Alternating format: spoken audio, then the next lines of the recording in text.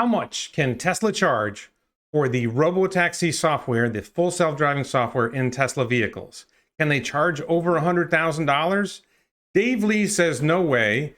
Meanwhile, Zac and Jesse from the Now You Know channel and I all think that Tesla can charge $100,000 or more for that software.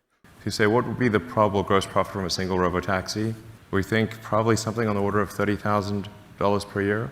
So in nominal dollars, that would be, a little over $300,000 over the course of 11 years. It might be higher. I think these consumptions are actually relatively conservative. What do you think? Well, let's hear Dave Lee's explanation, and I'm going to take it apart and show what I think he doesn't get. This is part 3 of my reaction to Zac and Jesse's interview with Dave Lee's investing channel. Before I go on, I'd like to thank Bradford Ferguson of Halter Ferguson Financial and all my Patreon supporters for supporting this channel and helping it grow. And I'd like to remind people to check out the t-shirts. Check the description below for a link to the t-shirts and for a link to the Patreon. So let's talk about how much Tesla's Robotaxi driving software is worth. Are you ready? Let's go.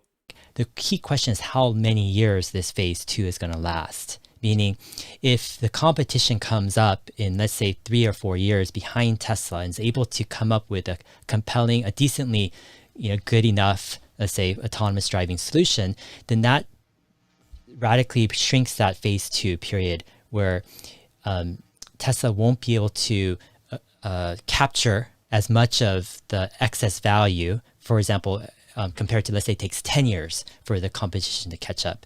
There's already a lot in there. He's got a vision of how this is going to happen, and he's just wrong. He just doesn't get it. So there's this idea that there's competition coming. Maybe there's competition coming. Maybe there isn't.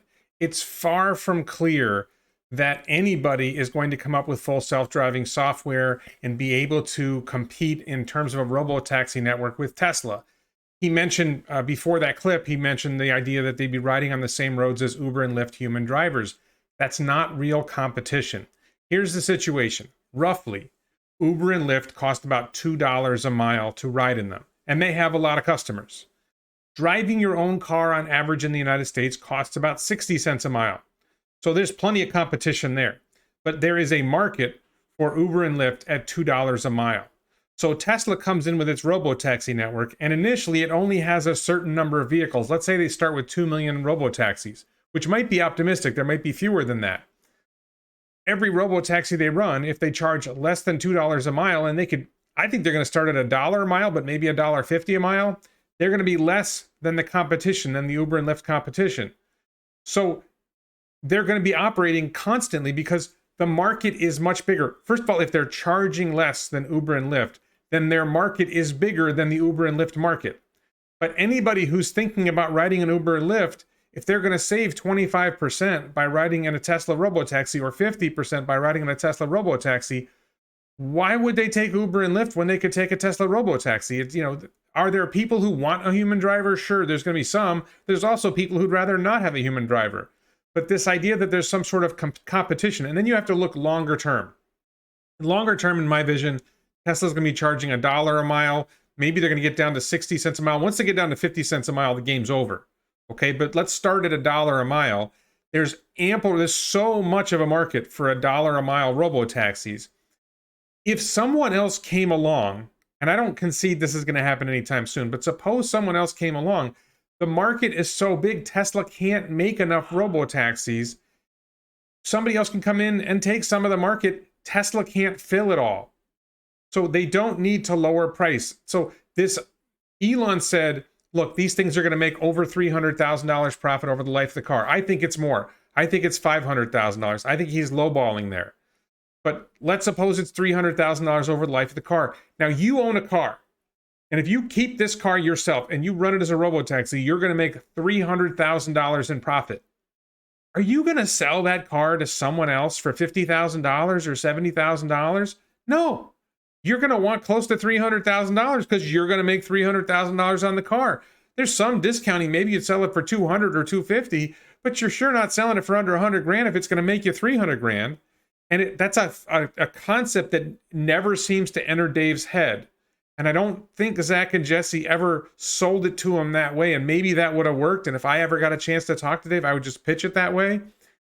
So that's a huge problem in Dave's thinking, is this idea that it's as if there's this set tiny market for robotaxis. And if someone else comes along, well, they have to share the market and they have to split it and they have to compete with these people. If the market is so big that you come in and you take 1/10 of the market and somebody else comes in and they take 5% of the market, there's so much of the market that's unserved that neither of you has to lower price yet. And that's what he just doesn't see. And also those in the neural network kind of machine learning AI community, they all are agreeing that this stuff is going to be so much easier in every year that it goes forward. And so the other companies aren't that far behind. They are far behind right now, but as Tesla solves a problem, it actually makes it easier for these other companies to solve it too. And they can poach the engineers, build their 1,000 people team and copy, etc. I can't say Dave's wrong there, but I'm also not sure he's right. And I talked to some AI guys and they said, well, this is going to be easy. Well, wait a minute. First of all, there's a ton of people out there who are saying, oh, self-driving is so hard, you're never going to be able to do it. Okay, and I think those people are nuts. And then I'll say, well, that's what they said about landing rockets. And say, oh, well, landing rockets is so much easier. What? Tesla and the competition will be right behind them. Really? Well, SpaceX landed an orbital rocket booster after putting something into orbit. They landed an orbital rocket booster in December of 2015. That was 5 years ago. The competition hasn't caught up yet. It's easy, right? You just do what Elon did. You just do what SpaceX did, and you can just do it, and the competition will be right there. You got big companies. You got Boeing. You got United Launch Alliance. You got Arianespace. You got the Russians. All these companies have access. They can poach people from SpaceX to do it. They haven't done it yet. Okay? So maybe it's not so easy to copy the stuff that Elon's teams do. We just don't know that yet. No one has even tried to land an orbital rocket booster yet. No one has even tried. So they're way more than 5 years behind SpaceX on landing orbital rocket boosters. Why would you think anybody's going to be closer than 5 years behind Tesla in doing full self-driving? What's the rationale for that? Well, I talked to some guy who does AI and he said so. No, you need more than that. And here's the thing. What we know is Tesla is accumulating a massive amount of data. They've got 1 million plus cars driving around with an 8-camera setup and radar and sonar, and they're collecting the right data, and they have a data approach, and they have a programming approach. They have all this stuff going on, and nobody else has the 8-camera setup. Nobody has the setup. Nobody has the beginnings of the software yet. Nobody is collecting the right data yet. They're a long way. It's not so simple as you just copy the Tesla software and poof, you have it. You need the data. You need the weights. There's all these things you need to make it work. It's not going to be that easy. So this vision that the competition is coming, how many times have we as Tesla fans heard the competition is coming? Where is it? Look, I think Comma.ai has a good product, but it doesn't have an 8-camera setup. It's not going to be a full self-driving robotaxi until they have more cameras. I don't think so. I mean, maybe George Hotz is right and they can do it with one camera, but I think, where's the backup camera? I just don't see it. Who else has the setup? Who's even close on the hardware? No one's even close on the hardware yet, much less the software side. So the competition might be coming, and maybe he's right, but that's an awfully big assumption. Right now, they might be 5 or 6 years ahead, 7 years ahead. But let's say by the time Robotaxi rolls out, another company or companies can copy, etc. And let's say they're 3 or 4 years behind. I don't want to beat a dead horse, but if they're 5 or 6 years behind now, how are they catching up? Tesla's moving fast. Tesla's accelerating. Tesla's got more data. Tesla's accumulating even more data. Their data advantage is growing. Every advantage they have is growing. The lead isn't shrinking. The lead is growing. In that scenario, I think Tesla, for them to charge more than $30,000 or $40,000, it's going to actually ruin a lot of relationships, and it's going to be kind of distasteful. It's going to ruin relationships and be distasteful? Wait, what is he talking about? What relationship is he talking about? Look, we're selling a car. This is the price we're charging for it. Is it distasteful when Ferrari charges $300,000 for a car? Where is this? How does this calculate into anything? Look, they can run the car as a robotaxi themselves and make over $300,000 in profit. Or they can sell the car. This is like, if you have a car and you can run it for $300,000 in profit for 10 years or 11 years or whatever, You're not going to sell the car for $30,000 or $50,000. You're just not going to do it. That's not distasteful. That's just smart business. But it's like he's personalizing the problem instead of thinking of it from a business perspective. Where's the distaste? I'm not going to be upset if Tesla charges more money for something that's worth more money. Where's this coming from? And so in Tesla's best interest, I think they want to share that excess value, especially in the first 3 or 4 years that they have a clear advantage. There's no other products out there. They're going to share that with the ride-hailing customer. So the rates will drop, let's say, from $2 or $3 down to maybe $1.50 or something, right? I just want to be clear here how it's obvious Dave hasn't thought this through.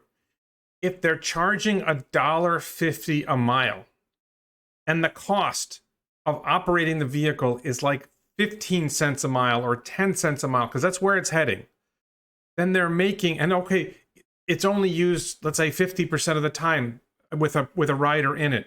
So it's making 75 cents a mile in revenue off 10 cents a mile in expense. It's 65 cents a mile. 65 cents times 100,000 miles a year is $65,000 a year in profit. That's more than the numbers I'm using. Okay, now you're talking about $65,000 a year times 10 years is $650,000 in profit. If they're making $650,000 profit off the car, they'd be insane to sell the car for $30,000 or $40,000 or $70,000 or whatever. It's insane. He just hasn't processed this number. I love when he says it's in Tesla's best interest. And let's be clear about this. What's in Tesla's best interest is if they can make outsized profits for a period of time, they can use those profits to build more factories, increase scale, increase economies of scale, and get their cost per mile down. Because this is one of the things that he really misses. I think most people miss this. When Elon says manufacturing is Tesla's big competitive advantage, a big part of that is that manufacturing advantage translates into lower cost per mile. So if a competitor does come along, it's not just a matter of we have a Robotaxi and we can have a Robotaxi and serve you. What's this competitor Robotaxi's cost per mile? Do they have the manufacturing efficiencies down? Do they have the economies of scale down? Because if the competition has a cost per mile of 25 cents a mile and Tesla has a cost per mile of 10 cents a mile, then Tesla's going to win that competition. They can price the ride at 20 cents a mile and the other guy can't compete. It doesn't work. They can price it at 30 cents a mile and the other guy's barely scraping by and Tesla's still making huge profits. Even at 30 cents a mile profit, Tesla's making so much money, they're not going to want to sell the car to you for the price Dave wants to pay. And it's very simple to think about that model. How much money are they going to make on the car if they run it as a Robotaxi themselves? Why would you sell it for less than that? A little bit less maybe, but you wouldn't sell it for 10% of that. Right. So there's different ways to capture that, but in some ways there's danger to capture too much of it too fast because it's not a long-term sustainable advantage or situation. It's not a 10 or 20 year type of situation because of the competition and the nature of autonomous driving being software and it's going to be commoditized. I just want to take this from a different angle here. There's this notion that Dave has that it's just software. It's not just software. There's a hardware system going on as well. Okay, we got the FSD chips. We've got the Dojo in the background. This is not just software. This is a combined hardware-software solution. It's a system solution. But here's the thing. There's plenty of software companies that have been able to sustain outsized profits for long periods of time. Microsoft is a prime example of it. Facebook shouldn't be hard to compete with Facebook, and yet Facebook is pretty dominant. Twitter does really well. Why hasn't someone come along and beat Facebook out and taken over? A lot of people are unhappy with Facebook and it's still there. And it's because there's a critical mass problem. There's a lot of factors that I'm not claiming I understand and I know all the answers, but I don't think it's in any way obvious that another competitor will come along and be a substantial competitor to Tesla, especially when you consider, for starters, that market is so big, there's room for others anyway. So you can still make your outsized profits. The other guy can come in, they can still make their outsized profits, and the market hasn't been satisfied yet. So it's not simple, but just that premise that it's just software. Poof, it's just software. It's not just software, and even if it is just software, it's not that easy to compete with it. Amazon is just software. Where's Amazon's competitor? Why is Amazon the second biggest company in the world? If there's anybody else, Walmart has online stores. They're a big company. Where's the competition for Amazon? It's a misguided assumption. He starts with it. He believes it. Okay, it's not necessarily true. Now let's hear a little bit of what Jesse and Zac have to say about this.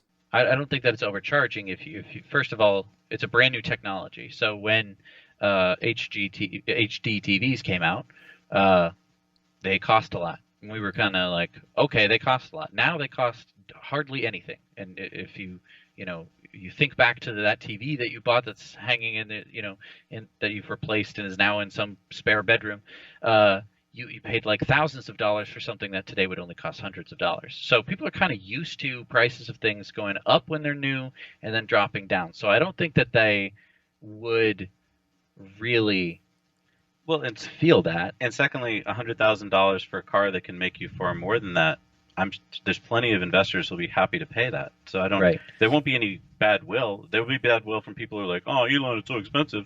But there'll be plenty of people who, if the numbers work out, will go grab them up. Well, and Tesla will be a monopoly. And if they're a monopoly for, I think, any longer than 1 to 2 years, there wouldn't be any bad will, especially if the price were to slowly come down, since in anticipation, but even without. I think that because the competition wouldn't have any incentive to undercut Tesla by a huge margin, they would probably start to bring it down, and the competition would slowly bring it down over time. And that is assuming that we have, they are going to catch up in 3 to 4 years, which I concede would probably happen. I thought Zac and Jesse made a lot of good points there, obviously with my head shaking, but at the same time, I don't know why they're conceding on the competition is coming. I think they don't see it either. It's not that easy. It's far from clear that competition is going to appear in 3 or 4 years. We'll see. Especially once Tesla proves out their system and it's kind of understood the general framework of how you'd accomplish it. There's a lot you'd have to just outright copy, though. I mean, maybe Tesla would allow the copying, but I mean, in terms of the hardware, in terms of the software, I mean, Dojo, Elon says it's going to take a year just to learn all this stuff. So unless he's willing to just kind of hand over all that data, it does seem like it would be hard for a company to just come along a few years later and be like, oh yeah, we figured it all out. See, one kind of challenge with the high pricing kind of idea of full self-driving is this phase 2 where there's unsupervised robotaxis on the road together with Lyft and Uber drivers. It's not turn on the switch and then the whole world has it, and then turn off the switch, all the human drivers, get out of the picture. It's a very blended approach, meaning it's going to happen, different municipalities, different regions, different cities over time, different countries, etc. And because of that, it's that 3 or 4 year lead that we might say that Tesla has in autonomous driving. It's actually not like this lead where, they can flip on a switch, have, massive blanket coverage of autonomous driving for 3 or 4 years, accrue all that extra value, and then, the competition comes up. It's a slow blended ramp. Okay, first of all, it's far from clear that Uber and Lyft survive once Robotaxi comes out. Once Robotaxi comes out, Tesla starts eating into whatever money Uber and Lyft are making. Uber and Lyft are already struggling with labor regulations in California. They may just go under. It's far from clear they survive even the early days of Tesla Robotaxi. At some point, Tesla's got 2-3 million cars on the road. They may eat up the entire market. I think he's massively underestimating the impact that robotaxis are going to have, because each robotaxi covers more ground, drives more miles, covers more hours than a typical Uber and Lyft driver, right there. Second of all, you notice how when Tesla's getting in somewhere, it's going to take them a while, and it's a blended approach, and they're not going to be able to make all this money right away. But when the competition comes, it's all over. Well, maybe when the competition comes, that's going to take a while to come into play, if the competition comes. So it's almost like Dave is committed to this idea that they won't charge $100,000 or more. They're not going to charge more than $30,000, maybe $40,000 for the full self-driving software. He just keeps coming up with rationalizations and excuses, and he's not processing it. He's not looking at it from what Elon would call first principles. He just sort of got this gut feel, well, this doesn't feel right to me, so let me keep explaining why it's not right. And he just doesn't nail it. He just doesn't get it. He's missing. I love Dave. I love his channel. I love his interviewing style, usually. especially with Stephen Mark Ryan. I think he's done some great stuff, but here he's off the ranch. And because of that, that's another reason why I think Tesla's not going to charge more than $30,000 for this option, because it's not realized, it's not mature enough, the market, to realize the amount of potential gains. It's going to take a longer time for this rollout to happen, for those gains to be realized. It's just so uncharacteristic of Dave and so illogical. Well, they shouldn't make excess profits when they can, and then they have to wait until the market has matured, and then they can't make excess profits, but that's when they'll make the profits. You're just not making sense. It just doesn't. You're grasping at straws. I love you, but you're grasping at straws.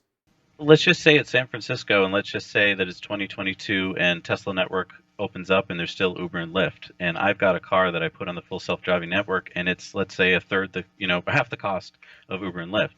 Aren't I getting all the rides? Like, aren't I just basically, my car is going to be busy at all hours of the day? So, I mean, I'm going to be making money on that car every day. So as long as the numbers work out that the full self-driving cost is worth me investing, won't I just be glad to pay it? Well, millions of but I dollars just want to go to the point of, globally. I don't think Uber and Lyft are going to survive as long, like, there's not going to be 1 or 2 years. If you put a product on the market that's as good or better and then cheaper, then the other products go away. So, Okay, so they can't compete. If they Actually- drop full self-driving and say, 20% of the owners in a particular area are going to put their cars on the network indefinitely, and a dabbling of some of the other owners, I think that you're going to have to drop the price of ride sharing if they want to compete. Uber and Lyft can't compete. They can't lower their rideshare price low enough to compete with Tesla Robotaxi, because Uber and Lyft have to pay a driver, and the driver is in the ballpark of half the cost of the ride. So if Tesla comes in and charges $1.50 for a ride, I think it might be $1 a ride. Uber and Lyft they can't get the price that low. They're not making any money. They're probably losing money at $1.50 a mile. And if Tesla comes in at $1 a mile, which I think is somewhat likely, that's the cost of the driver alone. Uber and Lyft are done. Tesla comes into a city, Uber and Lyft are gone. Tesla comes into another city, Uber and Lyft are gone. After a while, there's not enough business left for Uber and Lyft. They're done. They're just done. They're gone. It's over. If, as Jesse puts it, there's all these millions of Tesla owners who are ready to put their vehicles into the robotaxi market, I'm not convinced of that. But if, there are a few million that are going to come on right away, that may be enough to cover pretty much everywhere pretty quickly. And then the more robotaxis come, the more the market grows. At some point, Tesla lowers the price to attract more riders, but I think it happens really fast. The question, though, is, and a lot of it depends on how much safer is this robotaxi compared to, let's say, a human. Because if the robotaxi by that time is, 10 times safer, then we need to err on the side of being like, hey, this is going to be a massive, destruction of the Uber Lyft network very quickly. Now, the closer this full self-driving capability or actual performance is, I'd say, closer to a human performance. I think there is some reason to give where if there was a full self-driving unsupervised car and a human supervised car, but they were of comparable quality in terms of performance, that people generally would choose the human-driven car. Okay, as usual, there's a lot in there. One key point I want to make is people say, 10 times better than human. And it ignores the fact that there's vast differences in the safety of different human drivers. So some drivers, my 15-year-old kid who's learning to drive is not a very safe driver. The average Uber driver, and Lyft, it's one of those things like Uber and Lyft drivers are actually among the safest drivers on the road in my experience, everything I've read. It's not about safety. Uber and Lyft drivers are pretty safe. It's about price and maybe to some extent about convenience. And Dave is going to talk a little later. I'm not sure I'm going to include it. He talks about cultural issues. I don't usually feel unsafe with an Uber driver. I think there's probably been a moment or two where I thought it was a little less safe than it should be. But there's just a cultural issue. Do I want to talk to somebody? It might be easier on a personal level to get in a car where there is no driver I have to talk to. With a robotaxi, there's no tipping. How much should I tip? You don't really rate the driver when you take a robotaxi. Maybe you rate the ride, but there's no concern that you're going to offend somebody if you give them a low rating because it's a machine. So I think culturally there actually might be an advantage to Robotaxi over a human-driven car. But I just wanted to be clear, when we talk about how safe it is, and we say safer than human, there is no simple human standard. And that is a very common misperception. That is a very common misconception I think a lot of people make when they talk about the safety of full self-driving. It will be better than human in a lot of ways right from the beginning because it never gets drunk, never falls asleep, etc. But in terms of that march of nines, it's going to be a while. So, but once it reaches that point where it's good enough, it's probably going to be as good or better than the average human driver, and probably significantly better than the average human driver overall. I just don't think I don't have this concern about the safety of Uber and Lyft drivers. I would say Tesla vehicles, on average, are probably safer vehicles in a crash than Uber and Lyft vehicles. Tesla vehicles are very, very well made. They survive crashes very well. They protect their occupants very well. You get in a Toyota Corolla, Uber, or Lyft, it's not going to be as safe as a Tesla Model 3 or a Tesla Model Y. And the reason is because there's a lot of cultural bias, and whether that's correct or not correct, but people will trust something that they're used to more than they're not to, especially if it's comparable. Let's say the price is comparable to. Yeah, let's say the price is comparable to. I'm just saying that's human nature. But the price isn't comparable because with Uber or Lyft, you have to pay for a driver, and in a Robotaxi, you don't have to pay for a driver. The cost of a Robotaxi will be significantly less than Uber or Lyft. You can't just assume away the problems. A lot of the pace of the full self-driving rollout is going to determine on the quality of the performance, actually, of the full self-driving. So what I'm positing in some ways is that the full self-driving kind of experience is not going to reach a 10x human driving right away. It's going to be a ramp over time because there's so many edge cases. Now, again, I don't think it's about safety, but it's not a slow ramp. It is an exponential curve. This is what we've been talking about with Tesla for a long time now. They're not improving in a linear fashion. It's exponential growth. It's exponential improvement. If you don't get that, you don't really get Tesla. I'm stunned. He's so committed to defending his hypothesis that he's throwing away everything that I know Dave gets this. I've seen enough of his stuff. I know he gets the exponential curve idea, but he's so committed to his position that he's giving up everything else.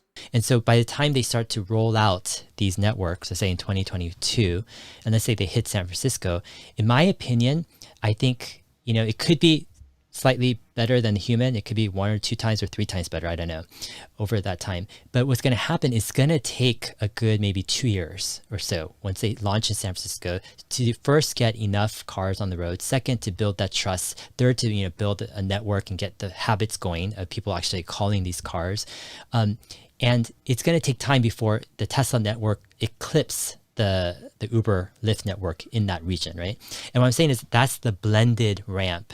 And so up during the blended ramp, you can't accrue the full value of that network because it's a growing network, right, over time. And so that cuts into the 3 or 4 year lead that Tesla has. So now Tesla only has like a couple year lead. So for me, that was mostly mumbo jumbo nonsense. I mean, I get the idea that when Tesla rolls out the Robotaxi network, it might take some time for people to adopt it. But the idea that people are afraid of new technology in the city of San Francisco or in Silicon Valley, which is the home of new technology, it's where all these new technologies are birthed, they're ready. They'll jump on it. You're going to offer them a better deal. You're going to offer them a more comfortable ride. Tesla already has a great brand. It's not going to be very hard to tell people, hey, download the Tesla app and get your ride. It's going to be really straightforward. It's going to be easy to do. It's not going to take that long. And also, he misunderstands the problem for Uber and Lyft is once Tesla's operating, they're just not going to be able to make enough money. It's going to be over. And I don't think the rollouts in one city. I don't think they roll out in San Francisco, take 2 years, go to another city, take 2 years. This stuff's going to happen fast. Tesla does not move slow. Elon Musk does not move slow. And Dave knows that. He knows it. He's just letting it go here. He's forgetting everything he knows to defend a hypothesis that doesn't make sense. I've been in a lot of Ubers, been in a lot of Lyfts, and a lot of times I'm like, I'm scared and I'm a little skeezed out. If I try a Tesla and it is slightly more predictable or slightly better than, and I'm not saying that it will be, but if it feels better than being in a car with someone else, and if it also, I don't have to deal with someone, as in I don't have to have a conversation, I don't have to sit there with an awkward silence, I'm just kind of by myself. I think that a lot of people are going to like that. I think especially younger people who trust technology almost a little too much sometimes, right? Yeah, because I believe they won't go in until they can charge a lower rate. So I think off the bat, you're not going to get an even playing field. It'll be Teslas are cheaper. Also, I think regulators won't allow it until the data shows that they're 3 or 4 times safer than a human. So with those two things in mind, I just think that this blended ramp, which you're right, there will be a time, I think it's going to be a lot shorter than you think. Also, I don't think that this 4 years you're talking about that Tesla has the lead is 4 years. I just think that you have to look at the fact that Tesla has innovated so many parts of this vertically integrated chain that no one else has. Now, you can go to companies like Mobileye and buy certain pieces, but they're not even at that point yet. Right. So I don't know, unless Tesla just said, here, everybody, have our tech. We want, maybe. The whole thing about software is everything is copied by everyone else. It's just like, that's how coders like make code, is they just, they just pull code from everywhere else. That's how you code. Like, that's how everyone learns how to code, right? Yes, but this is not the same thing. This isn't writing lines of C++. This isn't some sort of Python exercise. This is artificial intelligence. It's machine learning. It's the software is teaching itself how to drive. It's not writing lines of code that someone else can copy the lines of code. There's no commented code that you can look at and say, okay, this is how they did this. It's neural network programming. It's completely different, and it's not necessarily that easy to copy. I'm not saying it's impossible to copy, but I don't know. I wrote code when I was younger, and I learned by copying what other code people used. Yes, I get that. But that's when you were writing code, not when the computers were writing their own code. When the computers were designing their own algorithms based on their learning from experiencing the environment. It's a completely different system, and you have the hardware issue.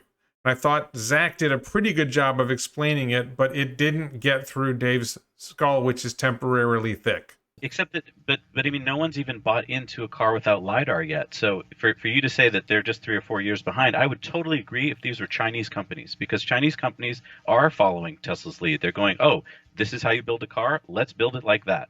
But the car companies that I think we're talking about are probably the Fords and the GMs and the, they're not copying. Yeah, well, actually, I don't think the OEMs are going to have a chance. I mean, we're talking about software companies. Company. Okay. Yeah, these are That gets software. bought. Yeah, Right, well, software companies, like for example, have you guys seen the new Volvo Polestar? They have their UI. If you've seen like any YouTube videos, it's like kind of mind blowing in a way, where Google has basically made an operating system for the car, right? This isn't projecting or mirroring your phone anymore. This is actually controlling all of the functions of the car. It reminds me a lot about the 2012 Model S. So the Polestar reminds Dave of the 2012 Model S. They're 8 years behind. Not 4 years behind, not 2 years behind. They're 8 years behind if the Polestar is as good as the 2012 Model S, and I'm not so sure it's that good. If a company like Google, if they already offer this operating system, and they say to companies, and let's say this is even separate from Waymo. I mean, that's the other thing. These software, they can pivot very quickly to do non-LiDAR stuff. Can they really? Are we so sure of that? Because they've been stuck on LiDAR at Waymo for a long time.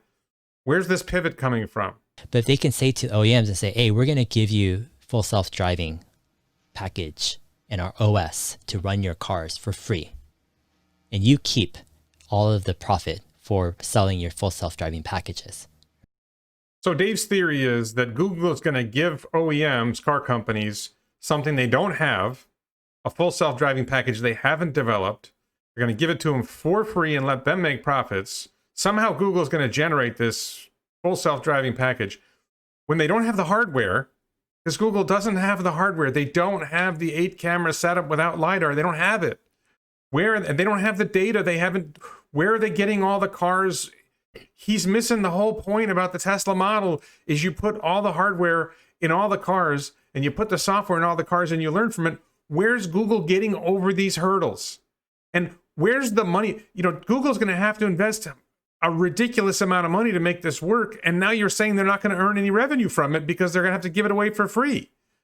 And later, Dave says, well, they can have YouTube in the car. Tesla has YouTube in the car. Google hasn't lost that. There's no incentive for Google to do this. It's not there. It would benefit Google in the sense of, first, it makes Tesla not a monopoly. Why does Google care if Tesla is a monopoly in self-driving cars? Google has a monopoly in search, effectively. Has Tesla tried to take away their search monopoly? No. They went after Android on the phones because, number one, there would be hundreds of millions or a billion phones, and the phones are a platform for search, which is Google's thing, and they didn't necessarily want Apple to take over search. Okay, that made sense. There's lots of monopolies out there that Google hasn't gone after. It's not clear why that's a reason for Google to go after Tesla's potential monopoly in self-driving cars. Second, it allows Google to be in the car so they could control the interface. They can show YouTube videos and music and, you know, search and all this stuff. So it preserves their main source of ad revenue in the car. Maybe he's right here, but I just don't see people doing a lot of searching with the car's OS. I've got a phone in my hand. I'm going to use my phone for search. If I have an Android phone, I'm going to use the search on my Android phone, which is going to be Google. It's very possible that Tesla will, if they have a search option in the car, I suppose they might have Google search or some other search. It's not clear that they're going to have some other search platform, but the volume of cars and the volume of searches done from cars is going to be far, far lower, and it's not a particularly important thing for Google to worry about.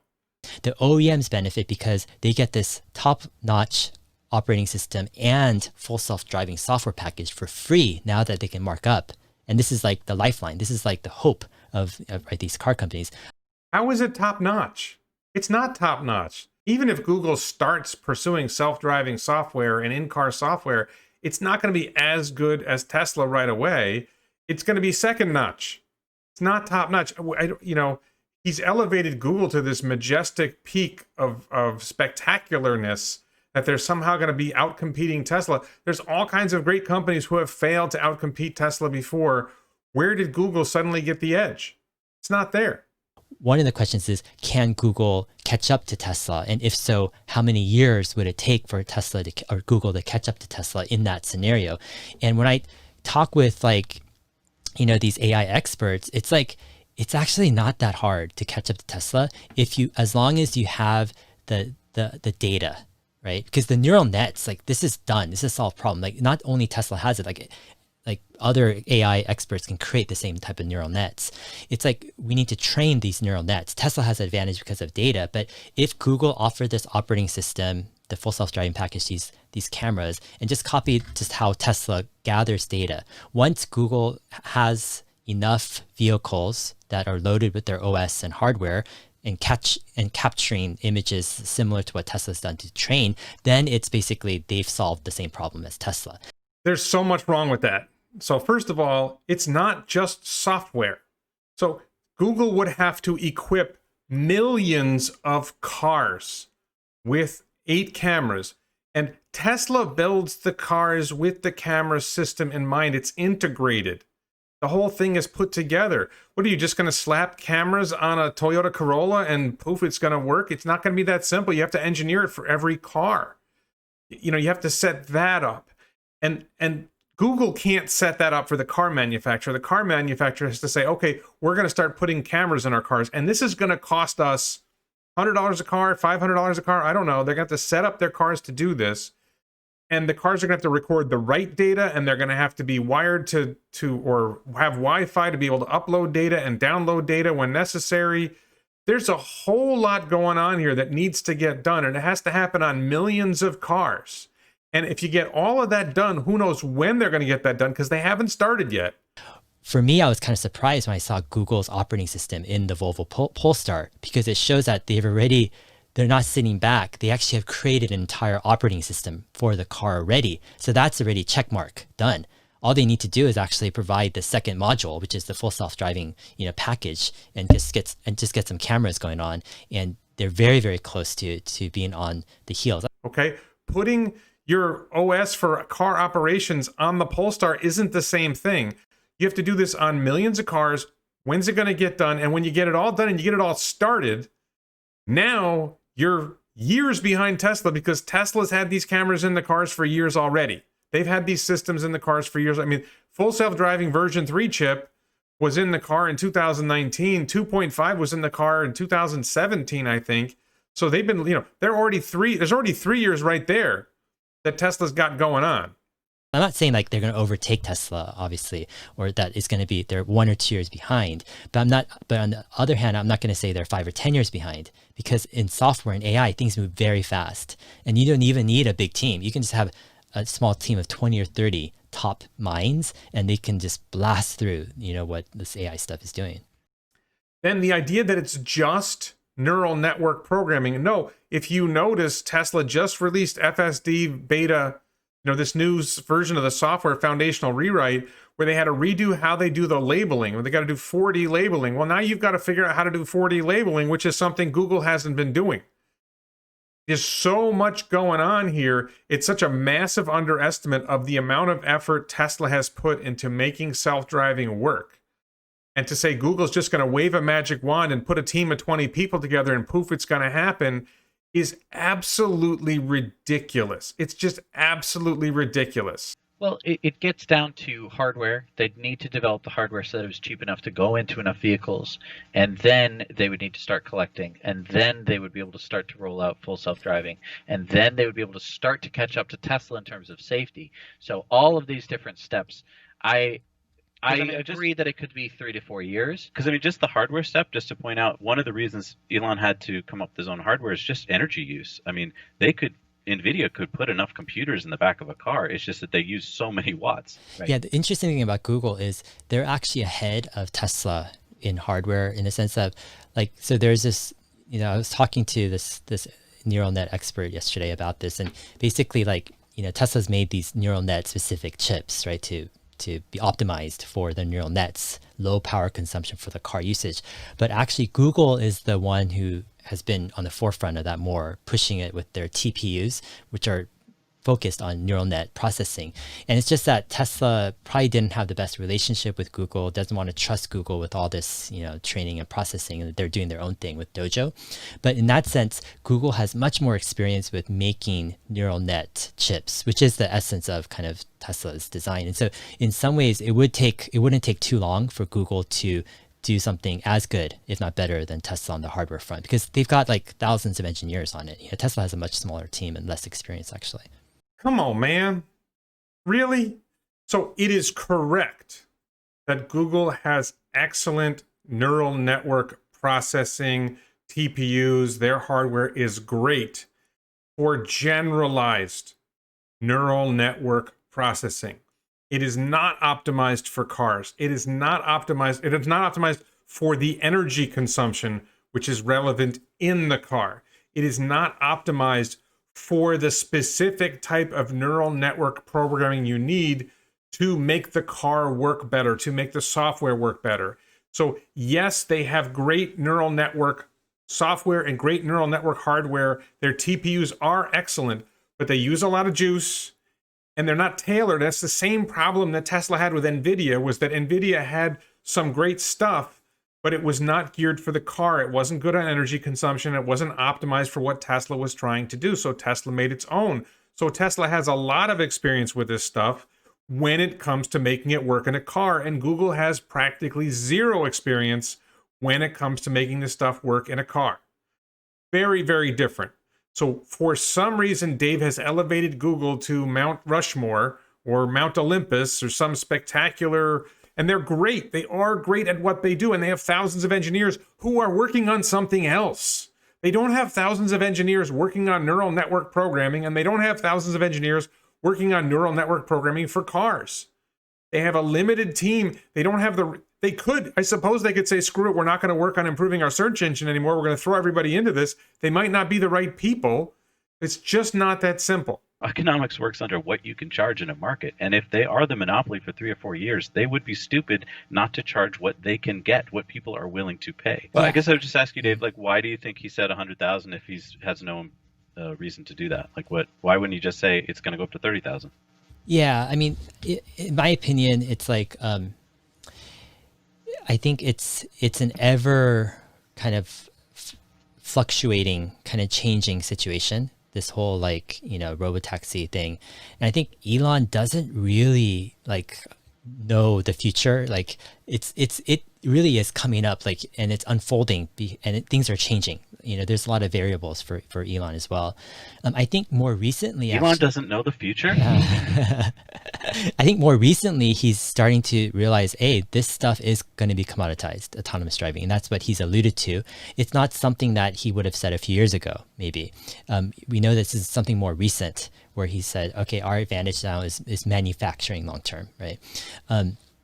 And I think he understands that any advantage that Tesla has with autonomous driving, it's I wouldn't say a completely fleeting advantage, because I actually think over time autonomous driving will be one of the key advantages for Tesla. Okay, so there's an important point to understand here, which is it's certainly possible someone will come along and make a competent full self-driving package and be able to compete in some sense with self-driving software. But that point about Tesla's manufacturing advantage filters into the Robotaxi network. Because if Tesla manufactures better, if Tesla keeps its costs down better, if Tesla makes more efficient vehicles and makes those better, then Tesla's cost per mile of operating its robotaxis is less than some competitors' cost of operating their robotaxi. If Tesla has a 1,000,000-mile car that costs $50,000 for the hardware, and somebody else has a 500,000-mile car, let's say a 200,000-mile car that costs $50,000 for the hardware, Tesla's $50,000 amortizes over 1,000,000 miles at 5 cents a mile. The other guys ends up being 5 times as expensive. It's 25 cents a mile for the hardware because the hardware wears out in 200,000 miles instead of 1,000,000 miles. If Tesla's cars are more efficient and they run 6 miles on a watt, or 6 miles on a watt hour, and somebody else's car only runs 4 miles on a watt hour, that increases the price, the cost to that competitor. So what ends up happening is you'll see Tesla's running at their running cost is 10 cents a mile or less, and the competitors are going to be 25 cents a mile or 30 cents a mile cost structure. It's really hard for them to make money competing with Tesla because Tesla has advantages in multiple ways. It's not just the software that allows the car to drive safely and competently. It's being able to run the car at lower cost. If Tesla's full self-driving software uses less electricity, uses less energy, then it consumes less battery. The car has more range compared to the competitor's full self-driving car. There's so many different things that come into play here that Tesla has so many advantages, but that's a critical one. If Tesla's cost per mile of operating its robotaxi is, let's say 10, I think it's going to be less than 10 cents a mile. I think that in the long run, they're going to get down to 5 cents a mile or less. But let's suppose it's 10 cents a mile and the competitor's at 30 cents a mile and they come along and they have a price war. Tesla just sets their price at 29 cents a mile and the other guy can't make any money. Right? I mean, it's that straightforward, and that's a really critical detail. I don't think Zac and Jesse get that point either. I think they get the larger perspective, but that critical detail matters a lot. Okay, there's just a quick bit here where Zac and Jesse are going to explain a lot more about why it's so hard for others to compete with Tesla. Take a listen to this. I don't deny your argument, except that you need strong leadership, which I don't see in many other sectors like Elon. I don't see the factories that Elon is building. Like, he's talked about this. They don't have some magic pixie dust. He's like, you can steal away my employees if you want, but then where are all the other gigafactories? So you have to start building these gigafactories if you're going to do that. And I don't see anyone doing that. Right, because they have to be electric cars. And then lastly, I don't see, Waymo is still using LiDAR. So it's like the day that I see them switching to understanding that LiDAR is a waste of time, then I'll know that they're onto something. But maybe they're doing it in secret. But like from what we've seen, no one gets it yet. So right, and it needs to be in an electric car. So you need to do a Tesla. And right now there is no other company that is doing electric cars in the same scale that Tesla is doing it in. Right. And then on top of that, you need to add in this technology. And it's like we're not seeing either of those two things from any of the existing manufacturers. Even considering Google, they haven't made an electric car, and yet they would have to start doing that, or have a company that they could be selling their hardware software to. And then lastly is battery supply chain. Like they would have to. I mean, maybe they're secretly getting into battery supply chain, and we haven't heard about it. In a way, I feel like that was piling on a little bit. They just laid so many body blows into the whole thesis that the competition is coming. There's so much that the competition has to do, and there's no evidence they're doing it. One key point that Jesse was saying about how it needs to be electric vehicles, if you're not familiar with that, electric vehicles have lower cost of operation. They cost less to run. They last longer. There's less maintenance that's required. So you're not going to compete with Tesla if you're doing full self-driving with gasoline-powered cars. So that's just another, and not to mention the regulatory problems that you're going to have with gasoline-powered cars in the future. Check out if you didn't see them, check out part 1 and part 2 of this chain of videos where I went through what Dave got wrong and to some extent where Zac and Jesse were wrong. And please support this channel on Patreon. Check the links below. Check out the merchandise. Check the links below. And thank you very much for watching.